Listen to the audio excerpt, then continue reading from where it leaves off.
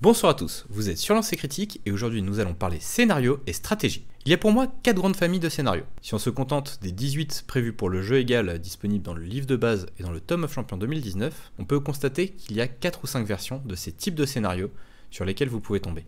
Les scénarios de contrôle d'objectifs.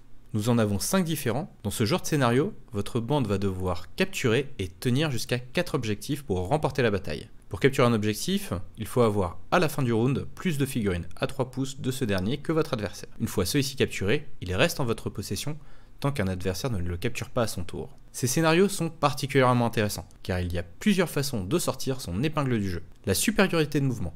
Si votre bande mise sur le mouvement, vous pouvez utiliser des troupes rapides pour capturer les objectifs dès le premier tour, puis les envoyer bloquer votre adversaire loin de ces derniers pour les empêcher de les reprendre. C'est une stratégie très efficace, mais qui demande une bonne gestion des placements. Cependant, faites attention contre les bandes avec des volants qui peuvent ruiner vos plans. La supériorité numérique. Si votre bande joue sur le nombre, vous pouvez envoyer facilement 3 ou 4 figurines par objectif, tout en faisant bien attention à éviter au maximum les combats. Ce genre de manœuvre oblige votre adversaire à courir après vos figurines plus faibles afin de rééquilibrer la balance, vous faisant gagner de précieux tours de jeu. Ce genre de stratégie demande également une certaine expérience au niveau du placement, car il ne faut pas qu'un joueur puisse placer ses figurines au contact de plusieurs des vôtres. Faites attention contre les bandes disposant de nombreuses attaques à distance, car elles pourront facilement se débarrasser de vos petites troupes sacrifiables. La résistance supérieure.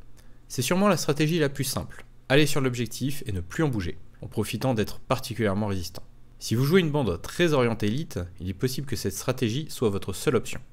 Il faudra alors aller au plus vite sur l'objectif, car vous ne pourrez pas compter sur le nombre pour le tenir.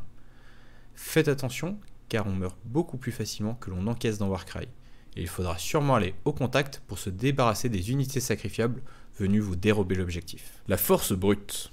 La stratégie favorite de tout joueur orc qui se respecte. S'il n'y a plus de figurines adverses, ils ne pourront plus tenir les objectifs. Comme pour la résistance supérieure, cette stratégie peut porter ses fruits, mais est très dépendante de la chance, et peut facilement être contrée si votre adversaire est doué au jeu du chat et la souris. Si vous êtes un adepte de cette stratégie, n'hésitez pas à encercler vos adversaires pour couper les voies de sortie. Ensuite, nous avons les scénarios où il faut tuer. Nous en avons 4 différents.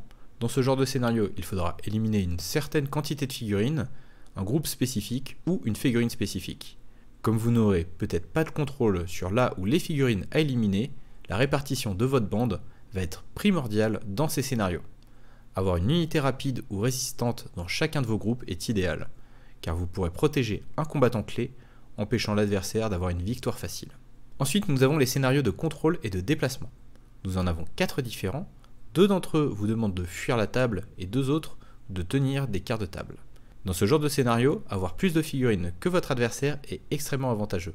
Les petites unités sacrifiables vont se disperser et fuir la table pour vous rapporter des points de victoire ou se cacher en utilisant au mieux le terrain, pendant que les grosses élites leur font la chasse.